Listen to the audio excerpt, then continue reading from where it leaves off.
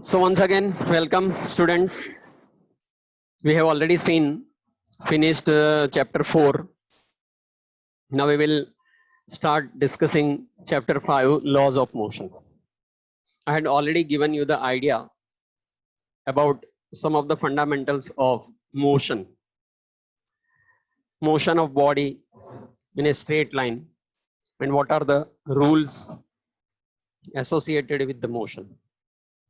Now we will extend this idea in chapter 5. It is same in the connection with motion of body. Now here we will study the details of laws of motion. So let us start with the first topic, that is force and inertia. Now you know that if you want to move the body, we have to apply the force. Without applying a force, we cannot move the body. That is the fundamental property of body, and this property is called the inertia of a body. It is called inertia of a body. So first of all, we will understand the definition of it. The property of a body not to change its states by itself is called inertia of a body. कोई भी body अपने आप अपने state को change नहीं कर सकता जब तक कि कोई एक्सटर्नल फोर्स उस पर अप्लाई नहीं होता है।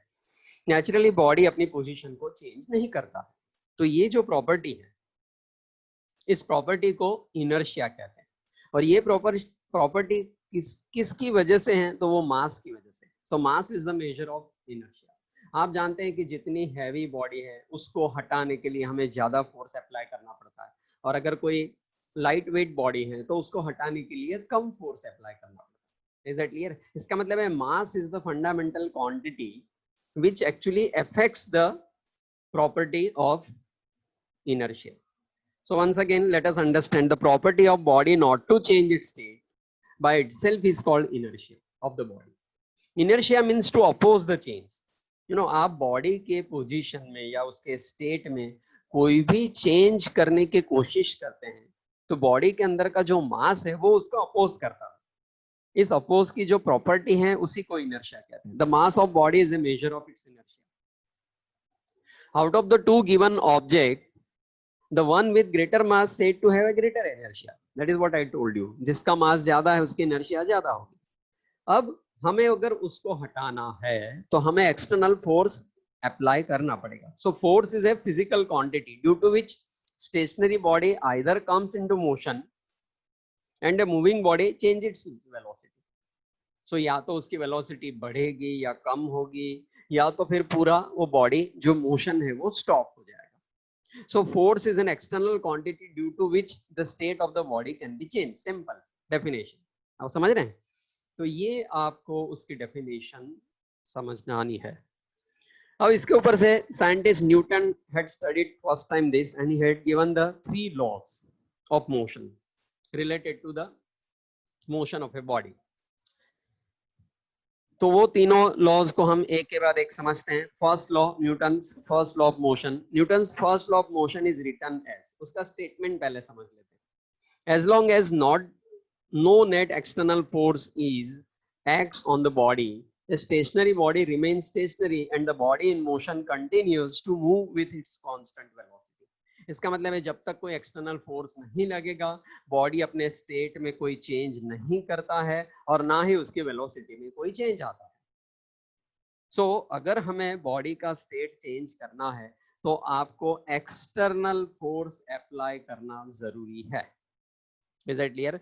जब तक एक्सटर्नल फोर्स अप्लाई नहीं होता है आप बॉडी के स्टेट में कोई चेंज नहीं कर सकते। ये कौन सा है? Newton's first law of motion, right? Like this. Second law of motion की और बढ़ते हैं। Thus the Newton's first law of motion gives the definition of force. अब definition of force भी हो गया ये, क्योंकि फोर्स क्या है तो फोर्स की डेफिनेशन क्या बन गई? It is an external agency which can change the state of the body, right? Like this. अब इसके ऊपर से हम सेकंड लॉ डिस्कस करें उससे पहले एक इंपॉर्टेंट क्वांटिटी को डिस्कस करना जरूरी है, जानना जरूरी है। तो ये कौन सी क्वांटिटी है? मोमेंटम। मोमेंटम क्या होता है? आपको बॉडी का मास पता है, आपको बॉडी की वेलोसिटी पता है, तो ये मास और वेलोसिटी का कॉम्बिनेशन से और एक इंपॉर्टेंट फिजिकल क्वांटिटी बनती है और उसको कहते हैं मोमेंटम। मोमेंटम क्या है? The product of mass of a body and its velocity v। is called the momentum p. इसको p से इंडिकेट करते हैं. So p is equal to m into v, right? Like momentum is a vector quantity and its direction is in the direction of velocity. Momentum vector quantity है, उसका direction क्या होगा? In the direction of velocity. इसका unit क्या है? What is the unit of momentum? kg into metre पर second. ये कैसे आया? क्योंकि मास इंटू वेलोसिटी, तो मास का यूनिट क्या है? kg. वेलोसिटी का यूनिट क्या है? मीटर पर सेकंड. तो हो गया kg इंटू मीटर पर सेकंड, या तो न्यूटन इंटू सेकंड भी हो सकता है. It's dimensional formula is m1 l1 t minus 1. वो तो यहीं से पता चल जाएगा. अब डायमेंशन फॉर्मूला अभी आपको एकदम से परफेक्ट हो गया है, सेकंड लेसन में हमने स्टडी कर लिया. अब इसके ऊपर से हम Newton second law of motion study करते हैं, राइट? इसको थोड़ा सा अलग से हटा देते हैं. ऊपर की सारी डेफिनेशन आपने क्लियरली पढ़ ली हैं, तो स्क्रीन को मैं यहाँ शिफ्ट कर देता हूँ, राइट? Like this. अब हम सेकंड लॉ ऑफ मोशन पढ़ते हैं. So Newton's second law of motion gives the magnitude of external force acting on the body. पहले लॉ में उसने क्या दिया था? फोर्स की डेफिनेशन. सेकंड लॉ में उस फोर्स की फॉर्मूला उसने दी, या तो मतलब मैग्नीट्यूड कैसे कैलकुलेट कर सकते हैं इसकी फॉर्मूला उसने बताई है. तो ये क्या फॉर्मूला है? When force is applied on a body, समझ लो अच्छी तरह से. When force is applied on a body, its velocity changes, hence it's momentum also changes. क्यों? क्योंकि मास इंटू वेलोसिटी है. अब मास तो कांस्टेंट है, मोमेंटम मतलब क्या है? Mass into velocity. उसमें से मास तो कांस्टेंट होता है. सी बॉडी का मास कभी भी चेंज नहीं होता है, प्रोवाइडेड कि ये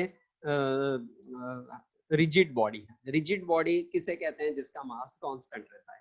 अब अगर मास कांस्टेंट रहता है तो नेचुरली वेलोसिटी चेंज होगी, तो इसका मतलब है मोमेंटम चेंज होगा. तो अभी चेंज ऑफ मोमेंटम के टर्म्स में फोर्स की डेफिनेशन बनाएंगे. क्या है? Thus the force has a relation with the change in momentum and the time taken for that change, and that relation is obtained from Newton's second law of motion stated as under. अब ये second law of motion देखो, मैंने अलग से उसको अलग colours में भी लिया हुआ है और काफी लेजिबली वो लिखा हुआ है, तो आप उसको एग्जैक्टली उस स्टेटमेंट को याद भी कर सकते हैं. अगर एग्जाम में सिर्फ आपको सेकंड लॉ ऑफ मोशन का स्टेटमेंट पूछे तो आप ये जो ब्लू कलर में लिखा हुआ है वो आप याद करके लिख सकते हैं. क्या स्टेटमेंट है? Let us understand. The time rate of change of momentum, time rate of change of momentum of a body is equal to the resultant external force acting on it, and this change is in the direction of the force. इसका मतलब ये जो change आएगा वो force के direction नहीं होगा, दूसरे किसी डायरेक्शन में नहीं हो सकता, राइट? आप एक दो बार इस डेफिनेशन को पढ़ लीजिएगा और उसको याद कर लीजिए, right? Like this. So hence, if the force F is applied on a body of mass m and momentum p is equal to m into v, then अब उसका थोड़ा सा छोटा सा डेरिवेशन कर लेते हैं, उस फॉर्मूला का derivation.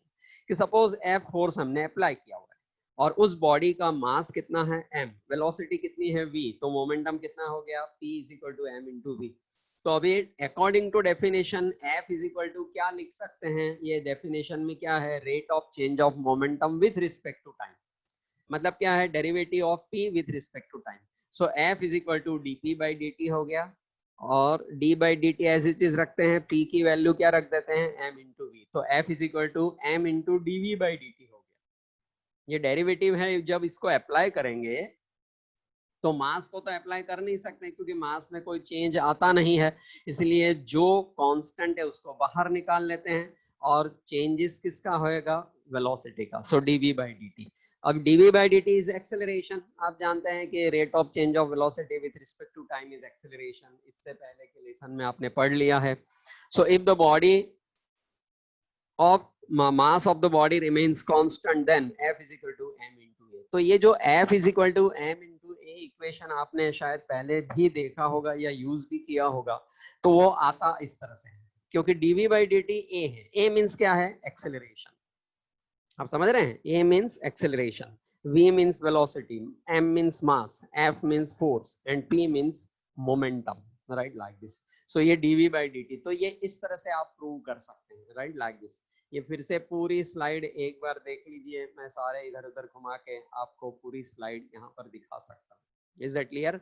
So in this way you can prepare and ऐसा ही कोई क्वेश्चन आता है तो आप ऐसे ही लिख सकते हैं, राइट? चलिए आगे बढ़ते हैं। Thus the force F is equal to mass into acceleration. A SI unit of the force is Newton. Force का यूनिट क्या है? न्यूटन आ जाएगा, right line. The force which produces an acceleration of 1 metre per second square in a body of mass 1 kg is called 1 newton force. अब देखिए इसमें मैंने Newton की डेफिनेशन भी दी है। न्यूटन मतलब क्या है? फोर्स का यूनिट। तो 1 न्यूटन फोर्स किसे कहते हैं? तो अगर आप 1 kg वाली बॉडी लेते हैं और उसको फोर्स अप्लाई करके उसके अंदर 1 मीटर पर सेकंड स्क्वायर जितना एक्सेलरेशन प्रोड्यूस कर लेते हैं, तो आपने जो फोर्स अप्लाई किया होगा वो 1 न्यूटन ही होगा। फिर से एक बार डेफिनेशन रीड करें। The force which produces an acceleration of 1 meter per second square in a body of mass 1 kg is called 1 Newton force. So 1 Newton is equal to 1 kg mass per second square, yeah, 1 kg meter per second square. Is that clear?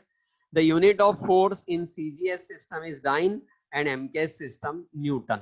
अब dyne और Newton का relation क्या है? 1 Newton is equal to 10⁵ dyne होता है। आप जानते हैं ना, याद है ना, MKS और CGS आपकी दो यूनिट सिस्टम है। उसमें से MKS में फोर्स का यूनिट क्या है? न्यूटन। और CGS में क्या यूनिट है? डाइन।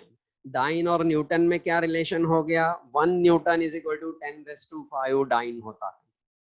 डायमेंशनल फॉर्मूला तो बन ही जाती है, राइट, लाइक दिस। सो ये इसकी पूरी डेफिनेशन हो गई, थियरी भी हो गई। एग्जाम में अगर आपको 2 मार्क्स में पूछेंगे तो आपको यहाँ तक लिखना है।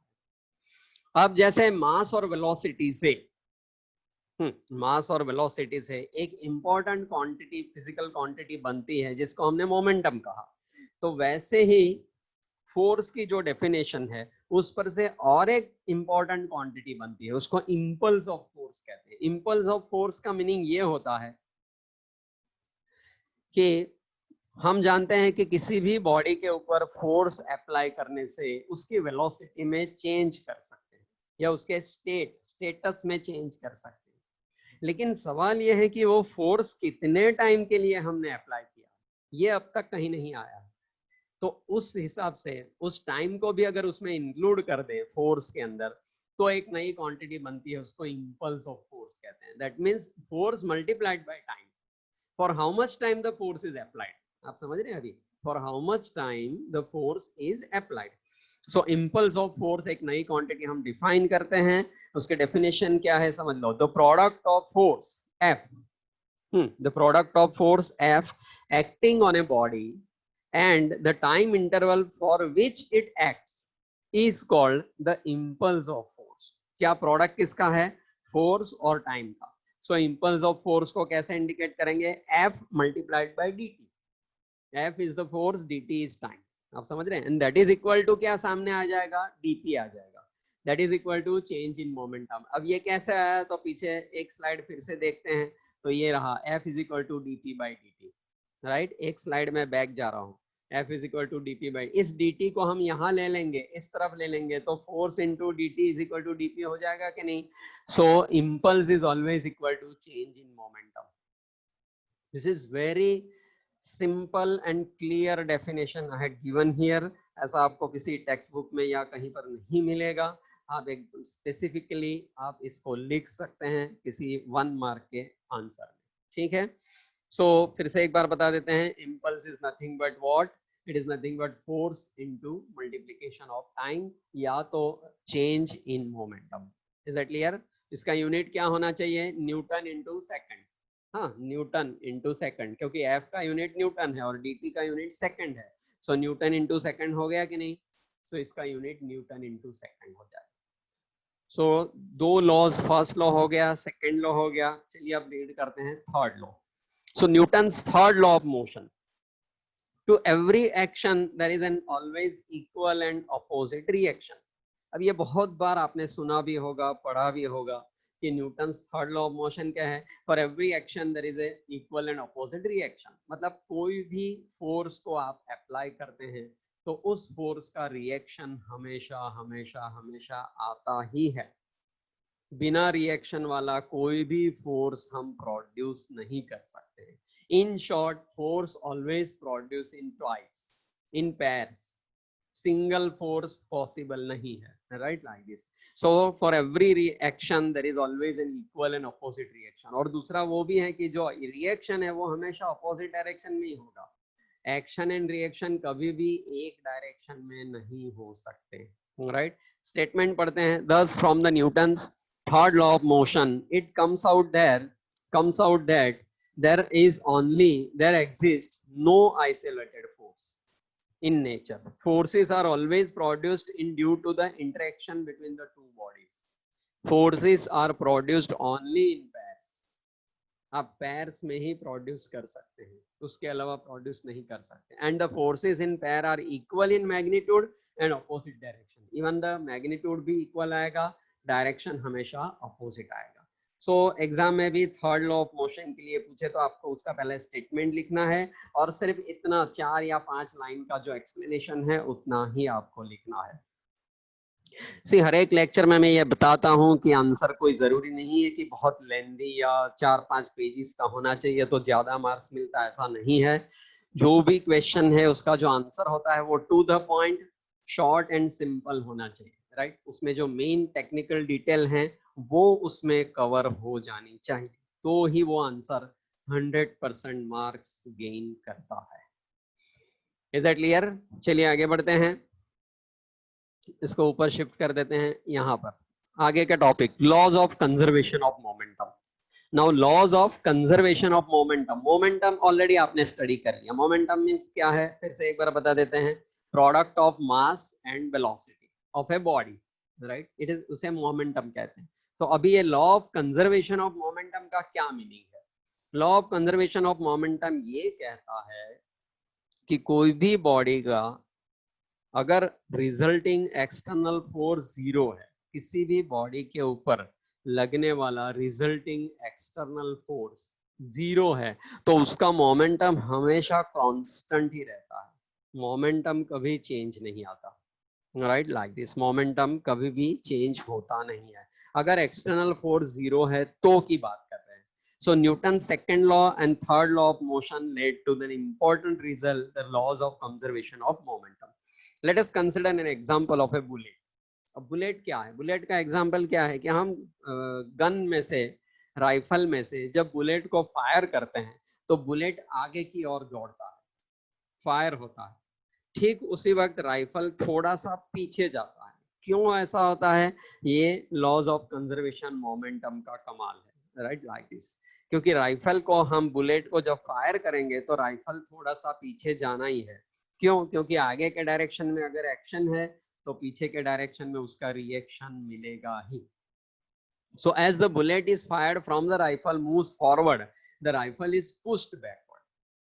किसी पर्टिकुलर वर्ड्स को मैंने थोड़ा ज्यादा हाईलाइटेड भी किया है और पर्टिकुलर सेंटेंस को मैंने थोड़ा और ज्यादा उसका फॉन्ट साइज भी बढ़ा के रखी है, so that I can emphasize this particular word, particular sentence and particular law, so that you can put more this pressure on this particular statement for remembering it, right? Like this. तो देख लीजिए फिर से एक बार पढ़ते हैं. Let us consider an example of bullet fired from a rifle. As the bullet fired from the rifle moves forward, the rifle is moved backward. इसका मतलब है आगे के डायरेक्शन का जितना चेंज इन मोमेंटम है उतना ही change in momentum back direction में है. तो रिजल्टिंग चेंज इन मोमेंटम हमेशा 0 आएगा, राइट? या कांस्टेंट रहेगा. सो ये एक सेंटेंस भी, इक्वेशन भी मैंने दिया है कि the final momentum of a bullet plus rifle is always equal to initial momentum of bullet plus rifle. पहले इनिशियली बुलेट और राइफल का मोमेंटम फायर करने से पहले अगर 0 था तो बाद में भी टोटल तो 0 ही होने वाला है, राइट? लाइक रिजल्टिंग हमेशा 0 होना. The law of conservation of momentum which is stated as under the total momentum of an isolated system remains constant. आपको भी एग्जाम में अगर law of conservation of momentum का स्टेटमेंट पूछे तो आपको ये लिखना है. क्या लिखना है?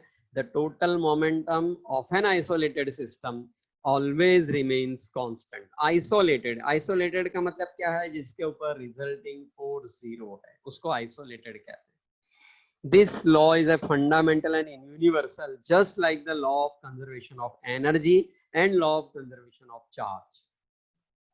See, फिजिक्स में कुछ लॉज ऐसे हैं जो फंडामेंटल है, यूनिवर्सली ट्रू भी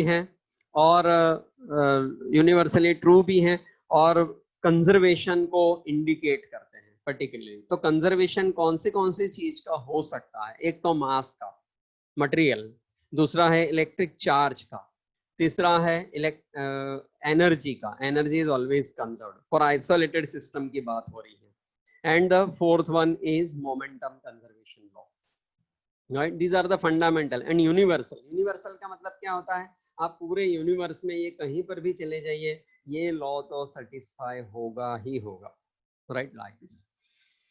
now let us move forward.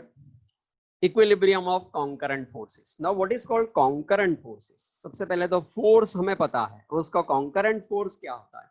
Concurrent force उसे कहते हैं जिसमें उसका इनिशियल पॉइंट हमेशा सारे फोर्सेस का एक ही पॉइंट के ऊपर हो, right? Like the forces of which the line of action passes through the same point.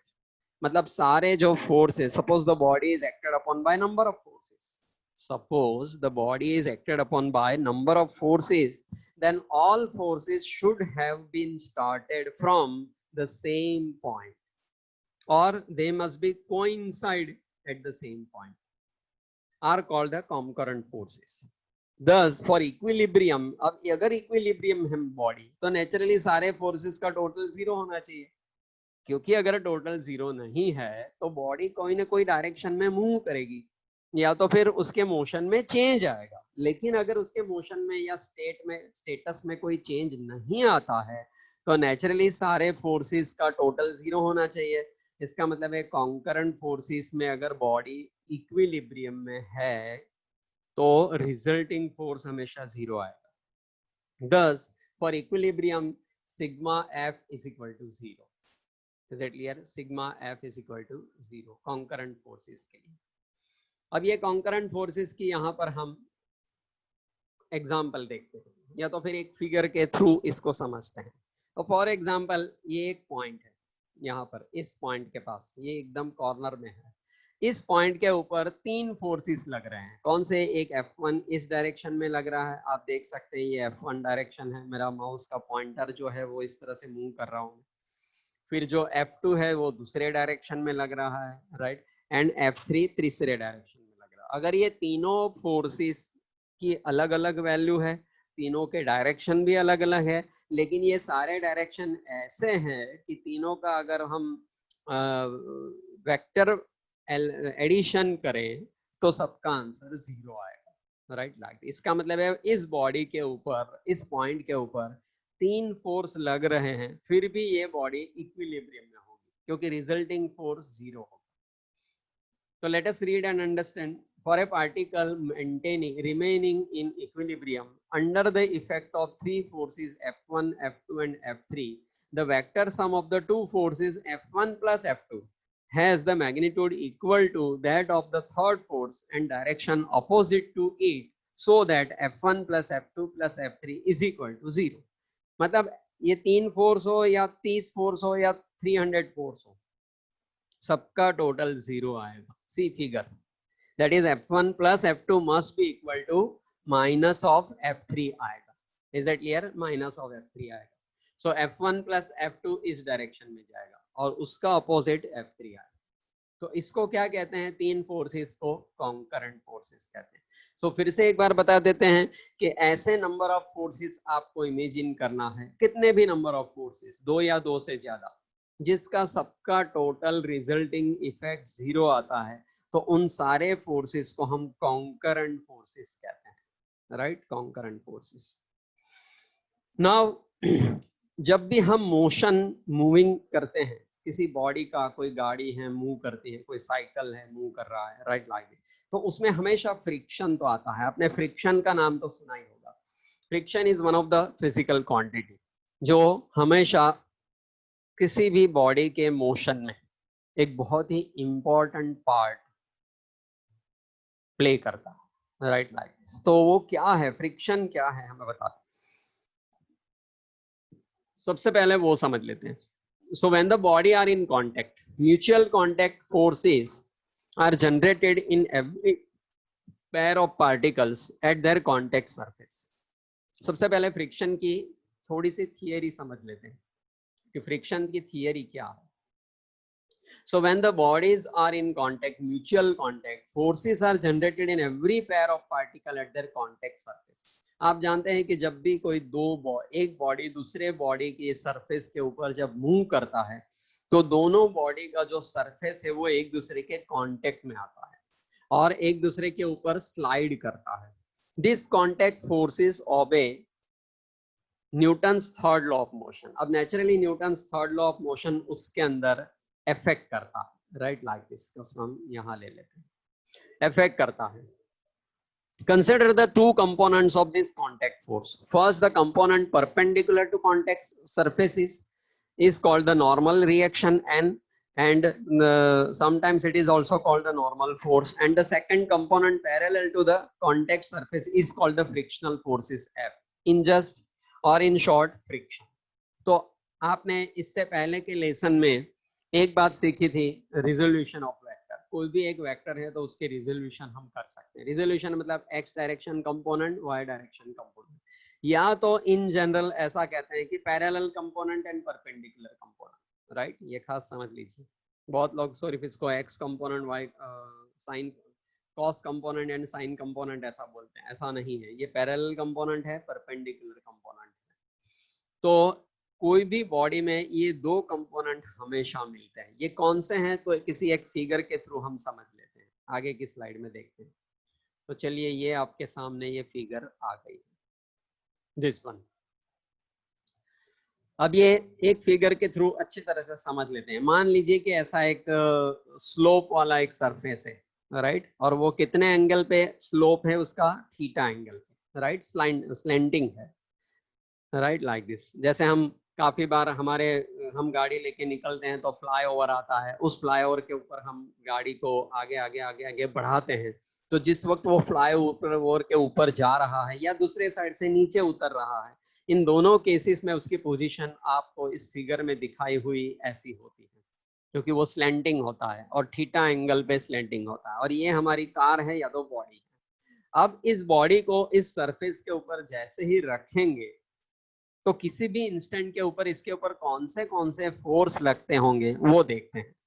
तो गाड़ी के अंदर सबसे पहला फोर्स नीचे के डायरेक्शन में W लगता है, वो हमेशा वर्टिकली डाउनवर्ड लगता है. आप देख लीजिए, समझ लीजिए अच्छी तरह से. It is always vertically downward, मतलब वो कितना है, W. दूसरा एक जो फोर्स होता है वो N, नॉर्मल रिएक्शन, उसे नॉर्मल रिएक्शन कहते हैं. वो हमेशा बॉडी के परपेंडिकुलर होता है. ये समझ लीजिए आप अच्छी तरह से. अर्थ को परपेंडिकुलर नहीं है, वो बॉडी के परपेंडिकुलर. तो वो कौन सा डायरेक्शन में है, एन, मतलब ये उसको नॉर्मल रिएक्शन कहते हैं, राइट, लाइक दिस. अब ये जो नॉर्मल रिएक्शन है, और दूसरा अगर ये बॉडी नीचे आ रहा है, तो फ्रिक्शनल फोर्स पीछे के डायरेक्शन में लगेगा. एक्शन एंड रिएक्शन, फ्रिक्शन हमेशा अपोजिट डायरेक्शन में जाता है. अगर ये बॉडी ऊपर चढ़ रहा है तो फ्रिक्शन नीचे के डायरेक्शन में लगेगा, और अगर बॉडी नीचे स्लाइड हो रही है तो फ्रिक्शन ऊपर के डायरेक्शन में लगेगा. फ्रिक्शन हमेशा मोशन के अपोजिट डायरेक्शन में लगता है. समझ में आ रहा है? फिर से एक बार दोहराता हूं. फ्रिक्शन का जो फोर्स होता है वो हमेशा मोशन के अपोजिट डायरेक्शन में ही लगता है. आप जिस डायरेक्शन में मूव करें उसके एग्जैक्ट अपोजिट डायरेक्शन में फोर्स लगेगा. तो ये जो है, अभी इसके जो W के हैं, W के दो कंपोनेंट मिलेंगे. कौन से? एक तो W cos थीटा नीचे के डायरेक्शन में और इस तरफ W sin theta. Is that clear? तो चलिए ये थियरी रीड करते हैं. Hence when one surface tries to shift on other, a force opposing it comes into play, which is called the frictional force F. First, the component perpendicular to the surface is called normal force. The component parallel to the surface is called frictional force. तो F minus W sine theta 0 हो जाएगा कि नहीं? कैसे? पीछे के direction में F है और आगे के डायरेक्शन में W साइन थीटा, तो दोनों एक दूसरे को बैलेंस करेंगे. ये दोनों, मैं जो माउस पॉइंटर घुमा रहा हूँ वो, ये दोनों एक दूसरे को बैलेंस करेंगे. तो that means F minus W sine theta 0 हो गया. सिमिलरली ये ऊपर नीचे दोनों एक दूसरे को बैलेंस करेंगे, कौन सा, n और w cos theta, so n minus w cos theta is equal to 0। अब ये दोनों को एक दूसरे से डिवाइड कर देंगे तो f upon n is equal to tan theta हो जाएगा कि नहीं, जिसमें थीटा मतलब क्या है, एंगल ऑफ स्लैंटिंग, कितना स्लैंटिंग किया हुआ है उसका angle. Is that clear?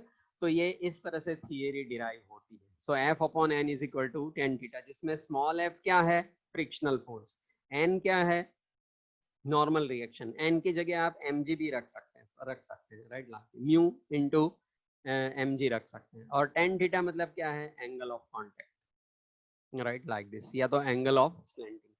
So this is called frictional force. अब ये जो फ्रिक्शनल फोर्स होते हैं वो अलग अलग टाइप के होते हैं, क्यों, क्योंकि वो पोजीशन पे डिपेंड है। सपोज द बॉडी स्टेडी है तब भी फ्रिक्शन लगता है, सपोज द बॉडी मूव कर रहा है तब भी फ्रिक्शन लगता है, मोशन में भी नॉर्मल मोशन है मतलब लीनियर मोशन है तो अलग फ्रिक्शन लगता है, रोटेशनल मोशन है तो अलग फ्रिक्शन लगता है, राइट, लाइक दिस। तो ऐसे बेसिकली इसको 3 कैटेगरी में डिवाइड किया हुआ है। पहली कैटेगरी, जब बॉडी स्टेडी है तो जो फ्रिक्शन लगता है उसको स्टैटिक फ्रिक्शन कहते हैं। फिर जब बॉडी मूव कर रहा है तो उसको काइनेटिक फ्रिक्शन कहते हैं, और बॉडी अगर रोल कर रहा है, रोलिंग, गोल गोल घूम रहा है, राइट, लाइक दिस, किसी एक्सेल के आसपास रोल कर रहा है तब भी फ्रिक्शन कहते हैं, उसको रोलिंग फ्रिक्शन कहते हैं, राइट, लाइक दिस। तो चलिए ये फ्रिक्शन के अलग अलग टाइप्स को उसकी फॉर्मूला के साथ समझ लेते हैं, इसको हम यहाँ शिफ्ट कर लेते हैं। पहले ही थियरी तो आपके पता चल गई है। अब static friction, when a body is lying on the plane surface. अब देख लीजिए यहाँ फिगर दिखाया हुआ है, ये एक सरफेस है जिसके ऊपर एक बॉडी रखी हुई है, राइट, लाइक दिस, और उस बॉडी के ऊपर नॉर्मल पोजीशन में 2 फोर्स लगते हैं, एक तो नीचे के डायरेक्शन में m is w is equal to mg, और ऊपर के डायरेक्शन में n, राइट, लाइक दिस। अभी इसके ऊपर कोई फ्रिक्शनल फोर्स नहीं है। फ्रिक्शनल फोर्स तो तब जनरेट होता है जब एक्सटर्नल कोई फोर्स लगता है, जब तक एक्सटर्नल कोई फोर्स नहीं लगेगा फ्रिक्शनल फोर्स 0 होता है। So frictional force comes into being when the external force is acting on it, right, like this. So when a body is lying on the plane surface, the gravitational downward force is balanced by the normal force. अब gravitational downward नीचे के direction में और normal force ऊपर के direction में, दोनों एक दूसरे को बैलेंस कर लेते हैं, 0 हो गया, इसी को कॉन्करेंट फोर्सेस कहते हैं। When the body remains steady, hence the body remains steady. Now if an external force acts on it as shown in figure, वो कौन सा है, ये रहा रेड कलर का, ये एक्सटर्नल फोर्स इसके ऊपर लग गया, या तो फिर यहाँ से देख लीजिए, ये external force, the body is steady, external force इस डायरेक्शन में, तो जैसे ही एक्सटर्नल फोर्स इस डायरेक्शन में लगेगा तो static frictional force opposite direction में जाएगा। हमने एक बात बताया है, अभी फिर से बता देते हैं कि फ्रिक्शनल फोर्स हमेशा एक्सटर्नल फोर्स के अपोजिट डायरेक्शन में ही लगता है, so that the force will be initially adjusted by equal and opposite forces, which is called the frictional force. It is also called the static friction. क्यों static है, क्योंकि अभी body move नहीं हुई है। सो बॉडी जब तक move नहीं होता है तब तक जो फ्रिक्शनल फोर्स लगता है जस्ट मूव होने से जस्ट पहले तक, उसको कहते हैं static friction. So static friction की आगे थियरी देखते हैं।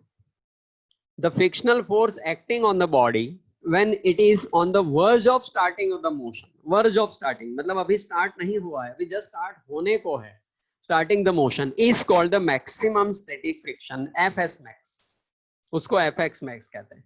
ये fx max क्या होता है, ये मैक्सिमम स्टैटिक फ्रिक्शनल फोर्स है, उसके बाद फिर बॉडी मूव हो जाएगी। अगर एक्सटर्नल फोर्स इससे भी थोड़ा ज्यादा है तो ही बॉडी मूव हो जाएगी, वरना तब तक बॉडी मूव नहीं होती।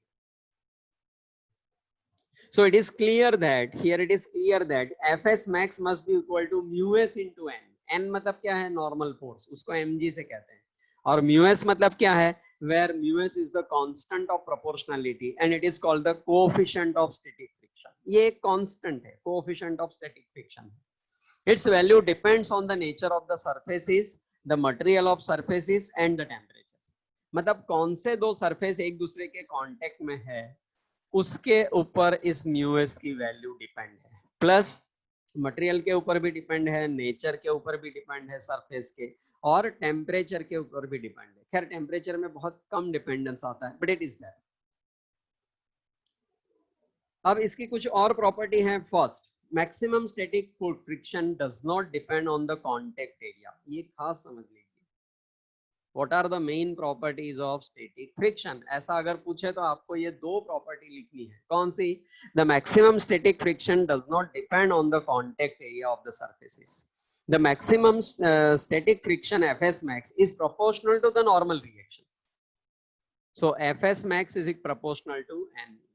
तो अगर दोनों को इक्वेट कर देंगे तो ये फॉर्मूला आ जाएगी Fs is equal to mu s into n. Right, like it.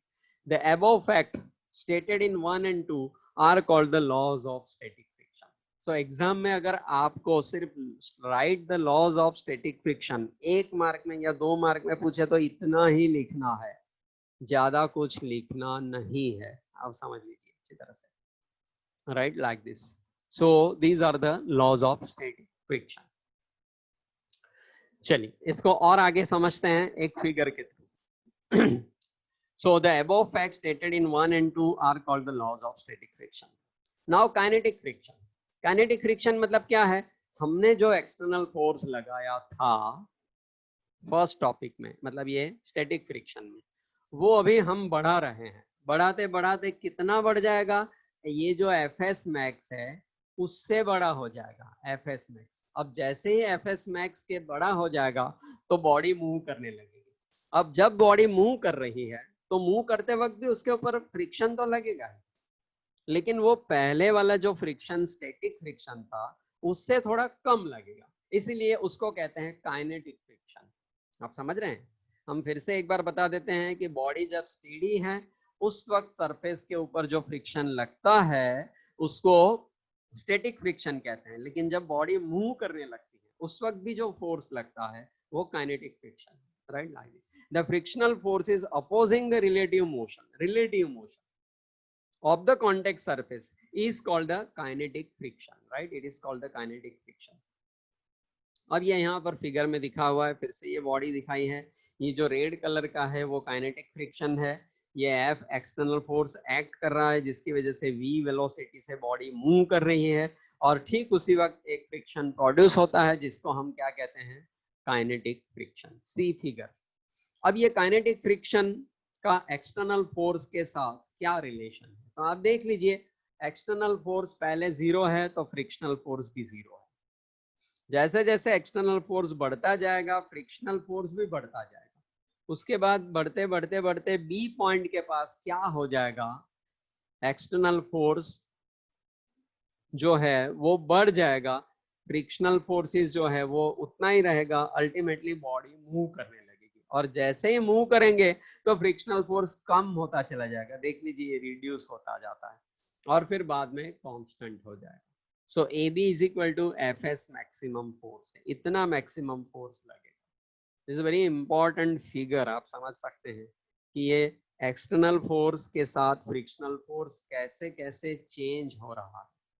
Right, ये ग्राफ के थ्रू हमने यहाँ पर दिखाया हुआ है। The entire presentation is very perfect. आप ये थियरी इसी यहाँ से इस स्लाइड से भी आप प्रिपेयर कर सकते हैं और एग्जाम में डायरेक्टली लिख सकते हैं। ठीक है, ये मैं हमेशा हर एक लेक्चर में आपको बताता हूँ कि ये काफ़ी बहुत ही ज़्यादा मेहनत लेके आप लोगों को अच्छी सुविधा हो, इस तरह से मैंने ये सारे जो प्रेजेंटेशन है वो पावर पॉइंट बेस बनाए हैं, और उसमें से जो इम्पोर्टेंट सेंटेंस या उसकी फॉर्मूला या थियरी जो है फिगर के साथ वो यहाँ पर एक्सट्रैक्ट करके किसी बुक में से एक्सट्रैक्ट करके यहाँ पर प्रेजेंट किया हुआ है। सो आपको प्रिपरेशन में बहुत ही आसानी रहेगी।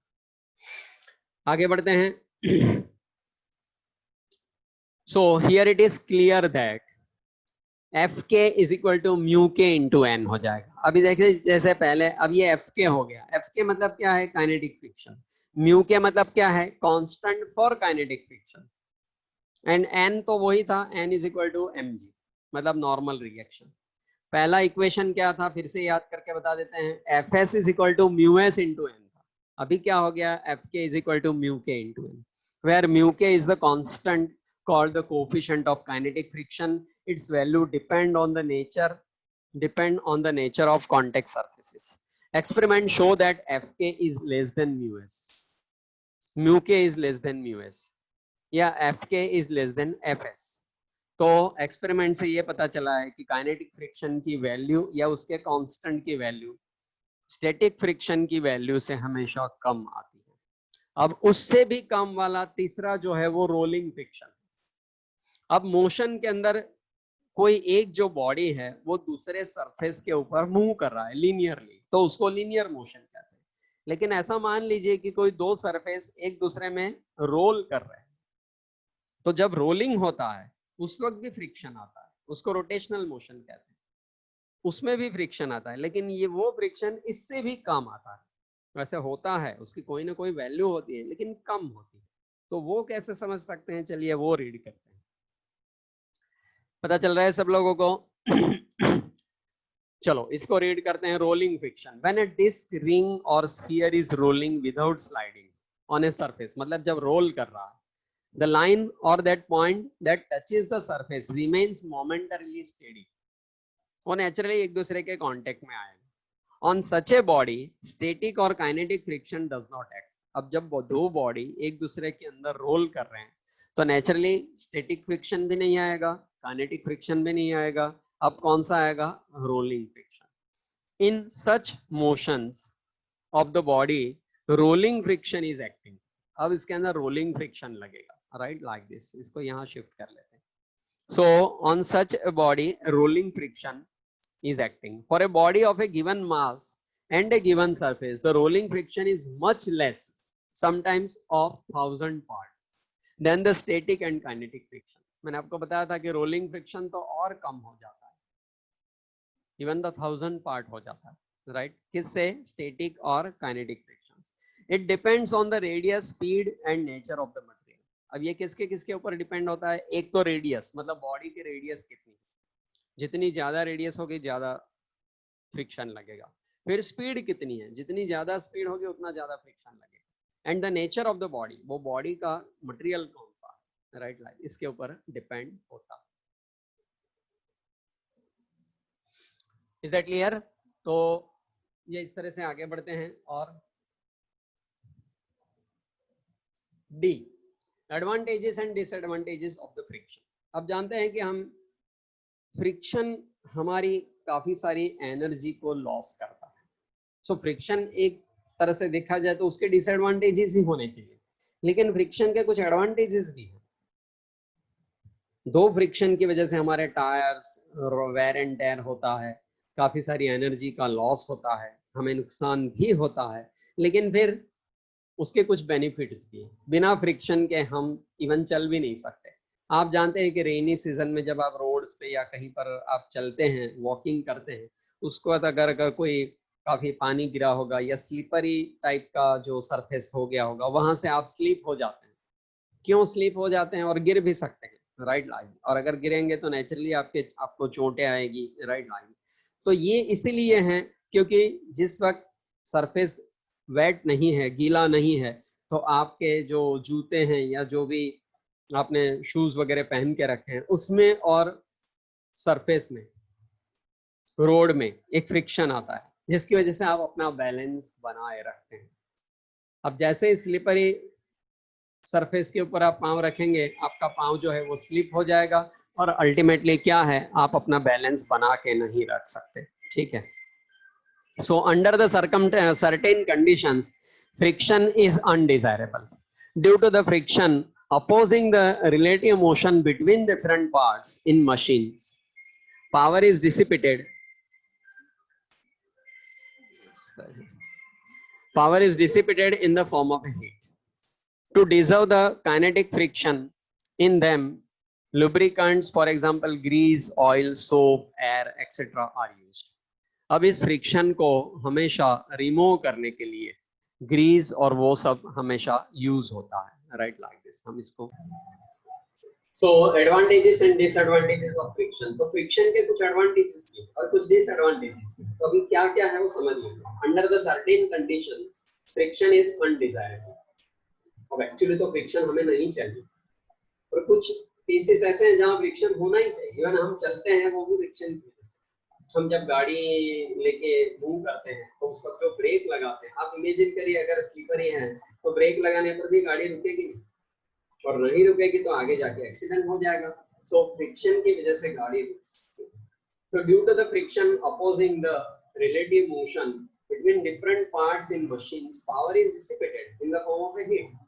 To decrease the kinetic friction in them, lubricants, for example, grease, oil, soap, air, etc. are used.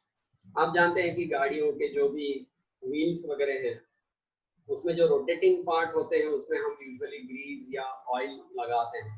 वो इसीलिए है कि वेयर एंड टेयर कम हो, तो हम वहां पर फ्रिक्शन को कम करना चाहते हैं। लेकिन टायर्स की डिजाइन आप देखिए वो ऐसी होती है जहां हम फ्रिक्शन बढ़ाना चाहते हैं। क्यों बढ़ाना चाहते हैं? ताकि वो गाड़ी रोड्स के ऊपर कंट्रोल से चले। In certain conditions, friction is necessary also. The kinetic friction dissipates power, but it is needed to stop the vehicle. Vehicle को स्टॉप करने के लिए फ्रिक्शन का होना बहुत जरूरी है। अगर फ्रिक्शन नहीं है तो आप गाड़ी को रोक नहीं सकते। It is used in brakes in machines and automobiles. Normally, the friction between the tires and road is necessary. External force needed to accelerate the vehicle. Even vehicle को accelerate करने के लिए भी फ्रिक्शन जरूरी है। तो ये सारी जो बातें हैं वो फ्रिक्शन को बहुत ही अफेक्ट करता है। सो फ्रिक्शन में एडवांटेजेस भी है, डिसएडवांटेजेस। चलिए आगे बढ़ते हैं। आगे का टॉपिक है dynamic of uniform circular motion. ये भी बहुत ही इंटरेस्टिंग और काफी हेल्पफुल टॉपिक है जो आपके काफी सारी थियरी में इसकी जरूरत पड़ने वाली है। So dynamics of uniform circular motion. अब यूनिफॉर्म सर्कुलर मोशन कैसे कहते हैं? सबसे पहले हम थोड़ा समझें सर्कुलर मोशन। सर्कुलर मोशन कैसे कहते हैं? कोई भी बॉडी जो सर्कुलर पाथ पे मूव कर रहा है उसको सर्कुलर मोशन कहते हैं। अब आगे बढ़ते हैं uniform circular motion. Uniform circular motion किसे कहते हैं? कि सर्कुलर मोशन तो है ही, लेकिन अगर उसकी वेलोसिटी की वैल्यू कांस्टेंट रहती है, कांस्टेंट वेलोसिटी से मूव कर रहा है, तो उसको यूनिफॉर्म सर्कुलर मोशन कहते हैं। अब उसके डायनेमिक्स को समझते हैं। डायनेमिक्स मतलब क्या है? नेचुरली उसके ऊपर कोई फोर्स लगता है। अब वो जो फोर्स है वो कितना है वो हमें पता करना है। That force we want to understand, right? Like calculate. So dynamics of uniform circular motion. Centripetal force, the acceleration of the body of mass m moving with a uniform speed v on a circular path of radius r is v square upon r. तो समझ में आ रहा है क्या है centripetal force? मतलब जब कोई भी बॉडी यूनिफॉर्म सर्कुलर मोशन पे मूव करता है तो सेंटर की ओर एक फोर्स लगता है उसके ऊपर, सेंटर की तरफ along the radius, सेंटर की तरफ एक फोर्स लगता है। उस फोर्स को सेंट्रीपेटल फोर्स कहते हैं। On a circular path of radius r, it is v square upon r directed towards the center. तो जो एक्सेलरेशन है वो कितना है? v square upon r। इसी एक्सेलरेशन को मास से मल्टीप्लाई कर देंगे तो क्या बन जाएगा? फोर्स बन जाएगा। It is called the centripetal acceleration AC. Hence, according to Newton's second law of motion, a force Fc is equal to mv square upon r. This much force is required to be acting on it towards the center of such a motion. This force is called centripetal force. See figure. अब ये figure देख लीजिए, ये centre है, ये circular path है जिसके ऊपर बॉडी मूव करी, उसका रेडियस कितना है? r is the radius.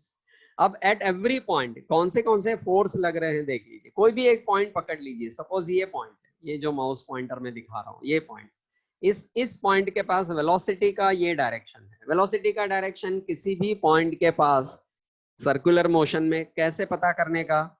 उस पॉइंट के पास एक टेंजेंट ड्रॉ कर दो। वो टेंजेंट जिस डायरेक्शन में जाएगा उस डायरेक्शन में उसकी वेलोसिटी होगी, right? Like this.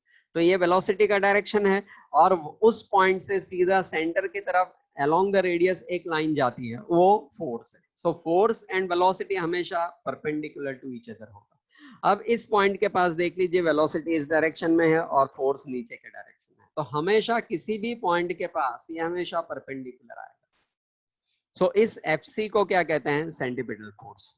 It is called centripetal force. अब इसके पूरी आगे की थियरी समझते हैं। So this is called dynamics of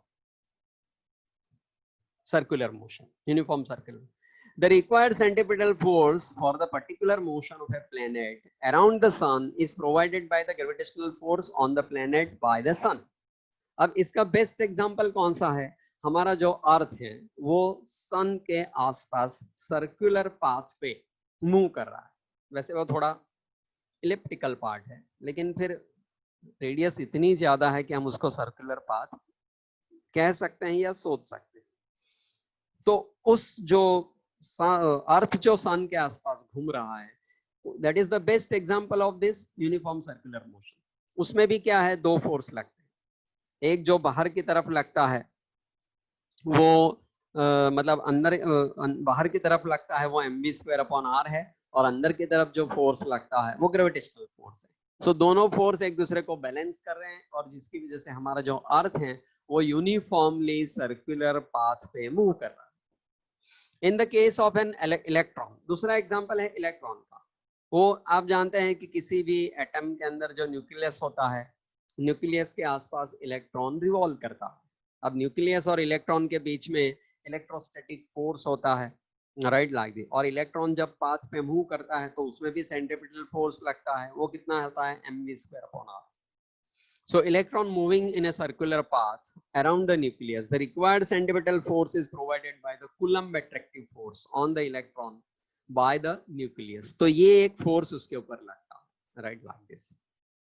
In the uniform circular motion, the speed of the body on the circular path is constant. Its velocity vector v changes and acceleration v²/r towards the center of the circle. तो वो हमेशा v²/r हमेशा towards the centre of the circle होता है. अब ये पूरी theory हम डिस्कस करते हैं. हम भी गाड़ी लेके कभी निकलते हैं तो सारे जो रोड्स होते हैं वो स्ट्रेट ही होते हैं, ऐसा कोई जरूरी नहीं है. काफी बार हम लोगों को एक बहुत बड़ा ऐसा टर्न लेना पड़ता है, सर्कुलर टर्न लेना पड़ता है. गाड़ी को घुमा के दूसरे रोड पे ले जानी है तो हमें हमेशा सर्कुलर टर्न लेना पड़ता है. It is a part of circle. हम पूरा सर्कल नहीं घूमते हैं, लेकिन आधा या उससे बड़ा या उससे छोटा जो पोर्शन होता है सर्कल का, उतना तो हम घूमते ही. तो जब उस वक्त घूमेंगे तो आपने काफी बार देखा होगा कि गाड़ी बाहर की तरफ स्किडिंग हो जाता है, या तो लोग गिरते भी हैं. क्यों गिरते हैं? क्योंकि उस वक्त उन्होंने वेलोसिटी को मेंटेन नहीं किया होगा. आपने ये भी नोटिस किया होगा कि जब हम सर्कुलर पाथ पे गाड़ी को मूव करवाते हैं तो उस वक्त हम अपनी स्पीड को थोड़ी कम कर लेते हैं. जैसे ही स्ट्रेट रोड आ जाता है तो फिर से हम अपनी गाड़ी की स्पीड को बढ़ा लेते हैं, राइट, लाइक दिस. तो वो जो सर्कुलर पाथ पे टर्निंग पे हमें गाड़ी की स्पीड क्यों कम करनी चाहिए, कितनी करनी चाहिए, इसका कैलकुलेशन हम आगे की थियरी में समझने वाले हैं. तो चलिए हम आगे की थियरी समझते हैं. उसके लिए मैंने यहाँ पर एक फिगर दी हुई है. ये पूरा एक सर्कुलर पाथ है जिसकी रेडियस कितनी है, r. इसके ऊपर ये कार मूव कर रहा है, राइट, लाइक दिस. अब हम दो अलग अलग केसेस ले लेते हैं. एक ऐसा है जो सर्कुलर पाथ है लेकिन प्लेन है. मतलब ऐसा आपने शायद कभी पहाड़ी एरिया में भी सर्कुलर पाथ देखे होंगे. उसमें तो होते ही हैं, सारे पाथ ऑलमोस्ट सर्कुलर ही होते हैं, राइट, पहाड़ी एरिया में. लेकिन और प्लेन एरिया में भी अपने आप हम जब सिटी एरिया में घूमते हैं तो वहां पर भी सर्कुलर पाथ होते हैं. दोनों में फर्क क्या है? दोनों है तो सर्कुलर, लेकिन जो सिटी एरिया के है वो प्लेन है. प्लेन है मतलब उसमें उतार चढ़ाव नहीं है, ऊपर नहीं जा रहा है, नीचे नहीं आ रहा है, एक ही लेवल पे घूम रहा है. जबकि पहाड़ी एरिया में ये ऊपर भी जाता है, आगे भी मूव कर रहा है और ऊपर भी जा रहा है, राइट, लाके. तो उसे कर्व्ड और रेज्ड सर्कुलर पाथ कहते हैं. तो सबसे पहला एग्जांपल हम कौन सा लेते हैं? Motion of A vehicle on A level circular path. Level मतलब प्लेन. तो ऐसा एक प्लेन यहाँ पर सर्कुलर पाथ दिखाया हुआ है जिसके ऊपर एक गाड़ी खड़ी है मतलब मूव कर रही है. अब किसी भी एक इंस्टेंट पे इसके ऊपर दो फोर्स तो लगते ही हैं. कौन से? एक तो नीचे के डायरेक्शन में इसका वेट फोर्स, मतलब कौन सा? m/g. ऊपर के डायरेक्शन में नॉर्मल फोर्स. और तीसरा जब मूव कर रहे हैं तो अंदर के डायरेक्शन में मतलब बाहर के डायरेक्शन में Fs, राइट. वो कौन सा होता है? Frictional force. और फिर एक और फोर्स लगेगा, वो कौन सा है? mv²/r, centripetal force. ऐसे चार फोर्सेस लगेंगे. चारों फोर्सेस अगर एक दूसरे को बैलेंस करते हैं तो ही गाड़ी स्टेडीली और अच्छी तरह से उस सर्कुलर पाथ पे मूव हो सकती है.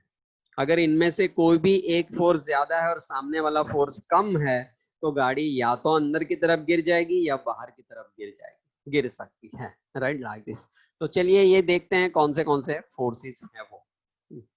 सो motion of A vehicle on a circular path. In figure, a vehicle is shown moving on a horizontal curved path. It can move safely only if sufficient centripetal force is acting on the vehicle. The forces acting on the vehicle are. अब सारे forces को हम अलग अलग लिखते हैं, इसको यहाँ शिफ्ट कर देते हैं। चलो, फर्स्ट फोर्स कौन सा है? Weight force mg in downward direction. Second force कौन सा है? नॉर्मल रिएक्शन, वो हमेशा अपवर्ड डायरेक्शन में होता है and perpendicular to the body and by the road in upward direction. Third force कौन सा? The frictional force Fs by the road parallel to the surface of the road, right, like. अभी n और mg इक्वल है तो n is equal to mg हो गया, एक इक्वेशन मिल गया, राइट, लाइक दिस। आगे के इक्वेशन देखते हैं। The required centimetre force Fc on the circular motion of A vehicle on this road must be provided by the frictional. अब ये पहले की स्लाइड में आप देख लीजिए कि n ने तो mg को बैलेंस कर लिया, लेकिन fs को कौन बैलेंस करेगा? fs को बैलेंस करने के लिए कौन सा फोर्स है? Centripetal force. So fs is equal to mv square upon r, right, provided by the frictional force fs। That means fc must be equal to fs। fc मतलब क्या है? Centripetal force. fs मतलब क्या है? Frictional force. तो that is equal to mv square upon r। अब frictional force की value भी कितनी है? μs into n। Mu S की जगह म्यू एस रखेंगे, एन की जगह एम जी रखेंगे। अब इन दोनों को इक्वेट कर सकते हैं, right, like this. So if the maximum frictional force by the road is FS maximum, then fs maximum is equal to mu s into mg, where mu s is the coefficient of static friction between tire of the vehicle and the road. Road और जो vehicle के जो tyre होते हैं उसके अंदर frictional force आता है, right, like this. If required centripetal force mv square is less than or equal to mv square frictional force mg, then only the vehicle will move safely on this road. इसीलिए हम अपनी speed को कम कर लेते हैं। क्यों कम कर लेते हैं? क्योंकि ये फिक्स है। अगर हम स्पीड बढ़ा देंगे तो ये जो सेंट्रीपिटल फोर्स है वो इतना ज्यादा हो जाएगा कि हम बाहर की तरफ, हमारी जो गाड़ी है वो स्कीडिंग हो जाएगी और हम बाहर की तरफ थ्रो हो जाएंगे, या तो हमारी गाड़ी का एक्सीडेंट हो सकता है, राइट, लाइक दिस। तो इसीलिए हमें ये जो एहतियात बरतने चाहिए और हमेशा इसके बारे में हमेशा सोच के अपनी स्पीड को कंट्रोल करना चाहिए, राइट, लाइक दिस। सो ये इक्वेशन क्या बन जाता है? इन दोनों को इक्वेट कर देंगे तो v square is less than और equal to mu s r g हो जाएगा। r को यहाँ पर ले आइए and the maximum speed of the safe motion, तो v max is equal to mu S into r into g. अब यूजुअली म्यू एस कॉन्स्टेंट होता है, जी आर भी ऑलरेडी जो बनाया है वो भी कांस्टेंट है और जी भी कांस्टेंट है। तो अकॉर्डिंग टू आर वो कितना बड़ा सर्कुलर रोड है, छोटा सर्कुलर रोड है कि बड़ा सर्कुलर रोड है, राइट, सर्कुलर शेप है, उस हिसाब से अपने को स्पीड हमेशा मेंटेन करनी पड़ती है। तो आपने ये हमेशा देखा भी होगा कि हम कोई पहाड़ी एरिया में या तो कोई कर्वेचर पे जो हम गाड़ी अपनी घुमाते हैं तो वहाँ हमेशा एक बोर्ड लगा रहता है, वहाँ मैक्सिमम स्पीड लिमिट का बोर्ड होता है। वो क्यों होता है अभी आप समझ सकते हैं कि वो इसी फॉर्मूला से देख करके बनाया हुआ है। तो ये एक बेस्ट एग्जांपल था। ये थियरी आप अच्छी तरह से रीड कर सकते हैं, ये पूरा आपको यहाँ से उसकी थियरी मिल जाएगी, राइट, लाइक दिस। अलग अलग स्लाइड पे आप मूव करके ये पूरी थियरी को देख सकते हैं। चलिए इसका नेक्स्ट पार्ट पढ़ते हैं। अब हम बैंक रोड लेते हैं। बैंक रोड मतलब क्या है? थोड़ा सा कर्व्ड वाला रोड, मतलब पहाड़ी एरिया पे जब हम चढ़ते हैं तो और गाड़ी लेके जब मूव करते हैं तो फिर हम उस जो रोड होता है वो एक साइड से थोड़ा सा टिल्टेड दिखाई देता है। आप कभी ध्यान से देखना तो वो रोड एक साइड से थोड़ा सा कर्व्ड या बैंक आपको दिखाई देगा, टिल्टेड दिखाई देगा। वो इसीलिए है कि गाड़ी का एक्सीडेंट नहीं हो जाए, इसलिए उसको थोड़ा बैंकिंग कर देते हैं, बैंक कर देते हैं। In figure the section of the road with the plane of paper is shown. This road is inclined with the horizontal at an angle theta. The force acting on the vehicle are as shown. तो अभी ये figure देखते हैं जिसके अंदर ये देख लीजिए, ये जो पहाड़ी एरिया में हम जा रहे हैं तो रोड थोड़ा सा टिल्टेड है। कितने एंगल पे टिल्टेड है? सपोज थीटा एंगल पे। उस वक्त ये गाड़ी मूव कर रही है। अब क्या होगा? पहले की फिगर में आप देख लीजिए, इसमें एन और एम जी ये थोड़ा सा मैं बैक स्लाइड आपको फिर से बता दे रहा हूँ। एन और एम जी एक दूसरे के एग्जैक्टली अपोजिट हैं, तो वो एक दूसरे को बैलेंस कर रहे हैं। लेकिन इस फिगर में देख लीजिए एन और एम जी एग्जैक्टली अपोजिट नहीं है। एम जी वर्टिकली डाउनवर्ड है जबकि N perpendicular to the body. तो नेचुरली एन के दो कंपोनेंट मिल जाएंगे, कौन से? N cos theta, N sine theta, right like this. अब N cos theta M G को बैलेंस करेगा। पहले में क्या था? एन एम जी को बैलेंस करता था, अब N cos theta M G को बैलेंस करेगा, जिसमें थीटा क्या है? Angle of banking, right. तो चलिए समझते हैं। The forces acting on the vehicle are, first weight force, वो हमेशा वर्टिकली डाउनवर्ड होता है। फिर से हम एक बार बता देते हैं, वेट फोर्स पोजीशन पे या इंक्लाइनेशन पे डिपेंड नहीं है, वो हमेशा वर्टिकली डाउनवर्ड ही होता है, वो कभी भी किसी पोजीशन पे डिपेंड नहीं, it is always vertically downward. Second, normal force, it is perpendicular to the road upward, it depends on the position. Third कौन सा है? फ्रिक्शनल फोर्स, वो पैरेलल टू द रोड लगता है, वो यहाँ पर दिखाया हुआ हमेशा फ्रिक्शनल फोर्स है। अभी हम इक्वेट करते हैं, तो n cos theta must be equal to mg हो जाएगा, राइट लाइक दिस। तो ये n cos theta must be equal to mg, right like. अब f के फिर से दो कंपोनेंट मिले, ये जो फ्रिक्शनल फोर्स है उसके दो कंपोनेंट, कौन से? f cos थीटा इस डायरेक्शन में मिलेगा और f sin थीटा नीचे के डायरेक्शन में मिलेगा। मतलब नीचे के डायरेक्शन में ये दोनों फोर्स हो गए, जो ये आप अच्छी तरह से इस स्लाइड को देखिए, ये जो पॉइंटर में घुमा रहा हूँ उसमें mg, और ये जो बाजू में दूसरा जो फोर्स दिखाया है वो कौन सा है? fs sin थीटा, ये यहाँ पर दिखाया है, दूसरी फिगर में दिखाया है। ये बहुत ही क्लियर और परफेक्ट फिगर मैंने यहाँ पर आपको बताई है। So f sin theta plus mg add हो जाएगा, तो ये रहा, और सामने बैलेंस किसको करेगा? n cos थीटा को। सिमिलरली इस तरफ कौन से फोर्सेस हैं? mg है, राइट। मतलब यहाँ से mg को यहाँ पर रखेंगे और n cos थीटा को इस तरफ शिफ्ट कर देंगे, राइट लाइक दिस। अब हम मैं इसको यहाँ शिफ्ट कर लेता हूँ। In the horizontal direction, the vehicle performs a circular motion, hence it requires a centripetal force mv square upon r, which is provided by the horizontal component of n and f. अब फिर से दूसरे forces को equate करते हैं, तो mv square upon r बाहर की तरफ है, तो अंदर की तरफ कौन सा है? एक तो ये रहा n sin थीटा और दूसरा f cos थीटा, इन दोनों को टोटल करेंगे तो mv स्क्वायर अपॉन r मिल जाएगा। तो इस तरह से सारे फोर्सेस को एक दूसरे से इक्वेट करके आप इक्वेशंस बना लीजिए, और फिर उन इक्वेशंस को बाद में, तो फिर ये स्लाइड यहाँ रख देते हैं ताकि आपको पूरी स्लाइड दिखा दें। फिर वो एक दूसरे को, ये तो फिर मैथमेटिक्स है पूरा, वो आप अच्छी तरह समझ सकते हैं कि कौन से इक्वेशन को कौन से इक्वेशन से डिवाइड किया हुआ है, राइट। एक इक्वेशन को दूसरे इक्वेशन से डिवाइड करेंगे तो ये सब मिल जाएगा। उसमें f की जगह हम us इंटू एन रख सकते हैं, n की जगह फिर से mg भी रख सकते हैं, ये सब वैल्यूज रखेंगे तो v max आपको मिल जाएगा। तो देख लीजिए उसमें v max कितना मिलता था? μs इंटू r इंटू जी मिलता था, जबकि इसमें v max कितना मिलता है? रूट ऑफ r इंटू जी तो है, पर μs plus tan theta upon 1 minus μs tan theta, इतना एक्स्ट्रा टर्म इसके अंदर आता है। क्यों आता है? क्योंकि ये बैंक्ड है, पहले में बैंकिंग नहीं था, राइट लाइक दिस।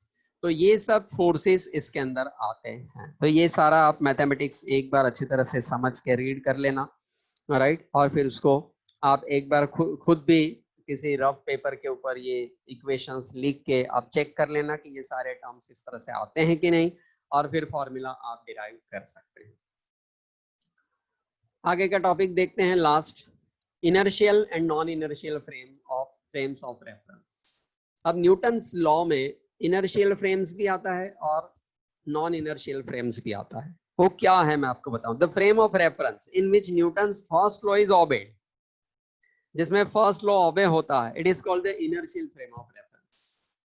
तो फिर से फर्स्ट लॉ क्या है भूल गए, फिर से बता देते हैं। जिसके अंदर ऐसी फ्रेम ऑफ रेफरेंस जिसमें फोर्स अप्लाई होगा तो ही स्टेट में चेंज आता है, अगर फोर्स अप्लाई नहीं किया है फिर भी स्टेट में चेंज आता है तो उसको non inertial frame of reference कहते हैं। सो ऐसा फ्रेम ऑफ रेफरेंस जिसमें न्यूटन्स फर्स्ट लॉ ओबे होता है उसे इनर्शियल फ्रेम ऑफ रेफरेंस कहते हैं, and the one in which it is not obeyed is called non inertial frame of reference. अब ये एक बहुत ही कॉम्प्लिकेटेड टॉपिक भी है, खैर वैसे आगे दूसरे लेसन्स में आप इसको डिटेल में स्टडी करेंगे, लेकिन अभी सिर्फ उसकी डेफिनेशन आप याद कर लीजिए। कि एग्जाम में आपको ऐसा ही पूछेंगे what is inertial and non inertial frames of reference, तो आपको सिर्फ ये डेफिनेशन इसमें लिखनी है, राइट, लाइक दिस। तो यहाँ ये पूरा 5th लेसन कंप्लीट होता है, उसके अंदर की सारी थियरी हमने डिस्कस कर ली है, सारे स्लाइड्स भी आपको, थियरी भी आपको काफी एग्जैक्ट फॉर्मेट में आपके सामने मैंने रख दिया है, तो आप उसी तरह से प्रिपेयर कीजिए। हमेशा से कहता हूँ वैसे ही प्रिपेयर कीजिए and get the maximum marks, right, like this. Thank you, मिलते हैं नेक्स्ट लेसन में।